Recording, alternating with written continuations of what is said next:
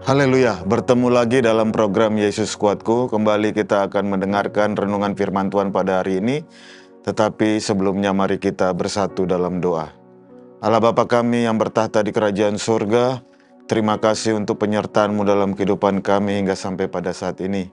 Keberadaan kami semua karena kemurahan-Mu dan kebaikan-Mu ya Tuhan. Pada saat ini kami akan membuka hati kami Tuhan untuk mendengarkan kembali kebenaran firman-Mu. Biarlah firman-Mu yang akan kami dengar ini tidak akan berlalu begitu saja, tetapi akan berakar, bertumbuh dan berbuah-buah dalam kehidupan kami Tuhan. Kami menjadi berkat dimanapun kami berada, dan nama-Mu dipermuliakan dalam kehidupan kami. Terpujilah nama-Mu ya Tuhan. Dalam nama Tuhan Yesus Kristus kami berdoa mengucap syukur. Haleluya. Amin. Bapak, Ibu, Saudara-saudaraku yang kekasih di dalam Tuhan, hari ini kita akan mendengarkan renungan firman Tuhan yang berjudul naturalisasi. Dengan ayat pokok dari Roma 11 ayat yang ke-17, saya akan membacakan ayat ini bagi kita sekalian. Karena itu apabila beberapa cabang telah dipatahkan, dan kamu sebagai tunas liar telah dicangkokkan di antaranya, dan turut mendapat bagian dalam akar pohon zaitun yang penuh getah. Bapak, Ibu, Saudara-saudara sekalian, tentunya kita sudah familiar dengan istilah naturalisasi.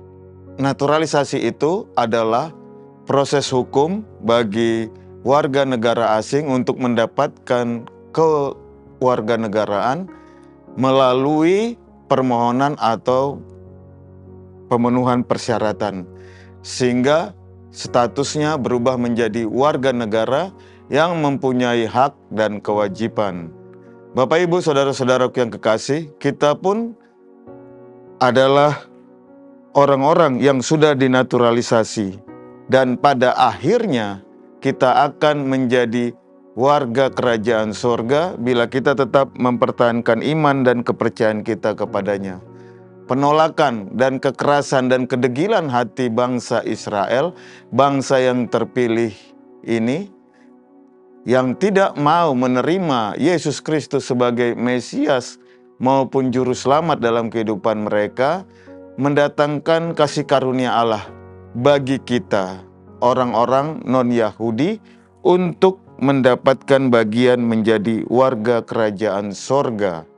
Bila kita melihat ayat pokok kita tadi, dikatakan ada beberapa cabang yang dipatahkan.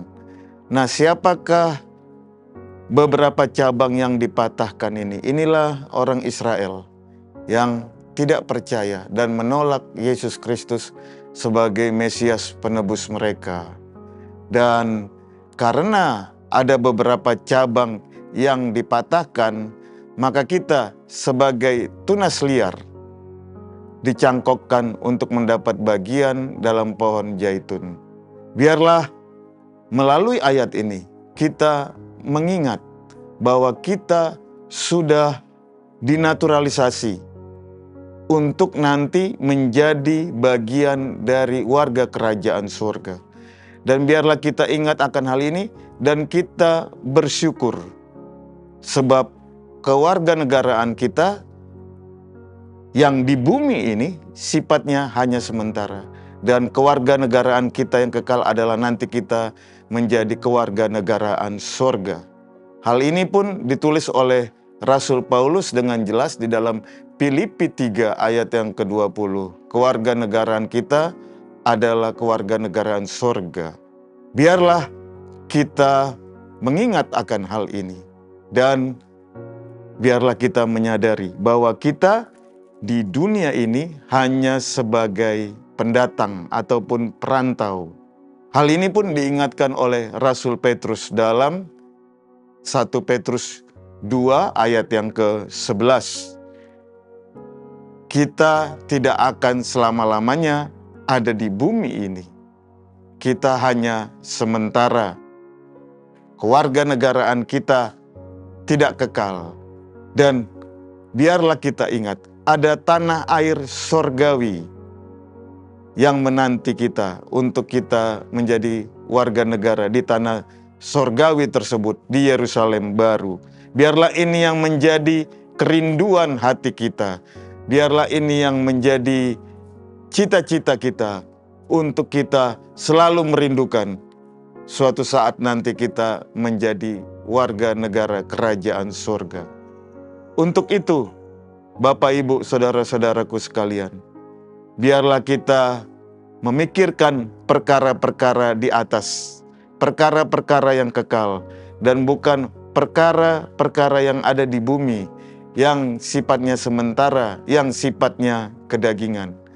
Biarlah kita menjaga dan biarlah kita mempertahankan iman kita kepada Tuhan kita Yesus Kristus, sehingga kita tetap mendapat bagian dalam kerajaan sorga nanti.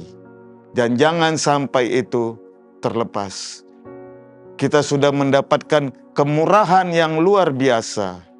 Dan biarlah ini terpatri dalam hati kita untuk kita nanti bersama-sama Dia menjadi warga negara kerajaan sorga, berkemah dalam kekekalan bersama dengan Allah kita. Allah kita menjadi pemimpin kita, dan kita nanti ada di dalam tanah sorgawi, yang dimana tidak ada lagi perkabungan, tidak ada lagi air mata, tidak ada lagi ratap tangis. Yang ada adalah sukacita, dan kita hidup bersama-sama di dalam kemuliaannya. Dalam Lukas 10 ayat 20 dikatakan, berbahagialah kita bila nama kita ada di dalam kerajaan sorga. Dan biarlah ini memicu kita untuk tetap mempertahankan iman dan kepercayaan kita. Dan kita berhak untuk bersama-sama dengan Dia di dalam kerajaannya. Bapak, Ibu, saudara-saudara sekalian, tentunya dalam kehidupan ini kita menghadapi tantangan, ujian, cobaan. Tapi biarlah iman kita tetap terpatri kepadanya. Ingat, ada yang indah yang Tuhan sudah sediakan bagi kita. Orang-orang yang berharap kepadanya, orang-orang yang bertekun di dalam pengiringannya akan Tuhan. Dan kita percaya pengharapan kita itu akan menjadi kenyataan suatu saat, di mana kita akan bersama-sama dengan Dia untuk selama-lamanya. Dan biarlah kita terus dan terus merindukan tanah sorgawi ini, sehingga kita benar-benar dinaturalisasi menjadi warga kerajaan sorga. Haleluya, terpujilah nama Tuhan. Demikian perundungan firman Tuhan untuk kita pada hari ini. Mari kita bersatu di dalam doa. Allah Bapa kami yang bertata di kerajaan sorga, terima kasih untuk kemurahan-Mu, khususnya bagi kami, orang-orang non-Yahudi lahiriah. Kami mendapatkan bagian dalam kerajaan sorga. Kami dinaturalisasi menjadi warga kerajaan sorga. Biarlah kerinduan hati kami tetap tertanam untuk ada bersama-sama dengan Engkau di Yerusalem baru, di tempat yang terindah itu ya Tuhan. Biarlah perkara-perkara dunia yang kami hadapi, persoalan, ujian, tantangan, tidak membuat iman dan kepercayaan kami menjadi luntur, tetapi kami tetap teguh, sehingga bagian kami tetap ada dalam kerajaan-Mu ya Bapa. Terpujilah akan nama-Mu ya Tuhan. Tolong kami dalam kehidupan kami ini. Biarlah kami tetap mempertahankan iman dan kepercayaan kami kepadamu. Terpujilah nama-Mu ya Tuhan. Pimpinlah kehidupan kami sepanjang hari ini. Tuntunlah kami terus di jalan kebenaran-Mu ya Bapa. Dalam nama anak-Mu Tuhan Yesus Kristus, kami berdoa mengucap syukur. Haleluya. Amin. Bersama Yesus, aku kuat. Haleluya.